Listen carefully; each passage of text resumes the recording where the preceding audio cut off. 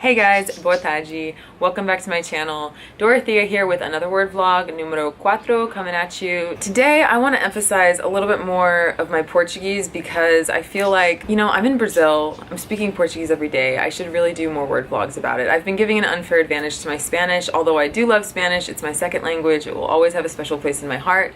Portuguese is a close second, or I don't even know if you could rank them because they're just so different and they're both so special to me. Having said that, my Spanish is pretty well established and my Portuguese is definitely still growing. I felt like today would be a great opportunity to emphasize more of my Portuguese vocabulary, tell more stories about how I learned some words. When I came back to Brazil this last time, I was already 6 months pregnant, so I was showing, and I went back to a place that I used to frequent a lot. It's called Mirante do Leblon. If you aren't familiar with Rio at all, it's a very famous lookout point. It's at the very end of Ipanema Beach, where it has this gorgeous view of the ocean, of the beach, of the buildings, of Vidigal. It's just an amazing, iconic place. There's 2 kiosks there where you can sit and relax and have a caipirinha, a coco, whatever you want. And it's right next to a bike path, so there's always people going by. There's always lots of traffic. When I first started going to Mirante do Leblon, I remember hearing the word camarote, camarote, camarote, like screamed all over the place from the workers who work at the kiosk. And I remember asking, like, what does that mean, camarote? What are they saying? And someone told me it means VIP,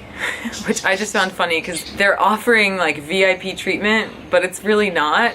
It's really not. Like, anyone can go and have a seat there, anyone.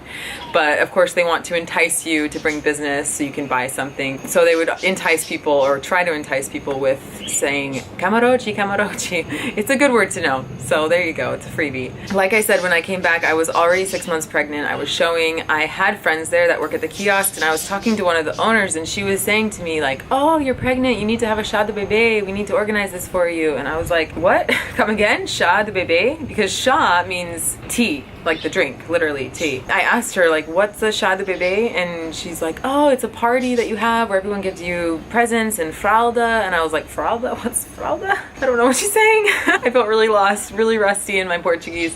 But quickly I started learning this vocabulary, which ends up being a very important vocabulary for me as a mom, because chá de bebê is a baby shower. It's a party that you have for your baby. This really made me question why we say baby shower in English. Like, that doesn't make any sense at all. Maybe like you're showering the baby with gifts. Maybe that's the closest explanation I can think of. I don't know. Rest assured, it doesn't make any sense in Portuguese either. Unless you guys have an explanation for me, I'd love to hear. Please comment if you know why it's called a chá de bebê. The present that you ask for, besides all of the other presents you could possibly get a new mom, is fralda.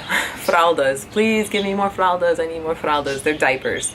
Very important word. In Spanish, you would say pañales. There's a little bit of Spanish for you. Pañales and fralda. I got my bangs trimmed today, and my friend Breno came over. He's a professional hairstylist, and he cut them for me. I, believe it or not, am also a licensed cosmetologist and master esthetician. We were talking about, comparisons between here and the US in terms of salons and salon services and etiquette and different styles, different methods and different techniques that people use in the hairstyling world. I haven't really cut a lot of hair here, and so I don't have a hair vocabulary. I don't use those words, so I don't know what they are. He was telling me, franja, franja, this is franja. What? There's a bird right there. Anyways, he taught me that franja means bangs. That's the word for bangs, which is a very useful word to have. If you go to the salon in Brazil and you want bangs, ask for franja. Eu quero franja, por favor. It's easy to remember for me because franja to me sounds like fringe. That's another word that English speakers use to say bang, or some sort of a framing of the face. The more you know. I hope you guys enjoyed this episode. If you did, please feel free to like, share, subscribe, comment, all that good stuff. And I will see you next time. Beijos. Ciao.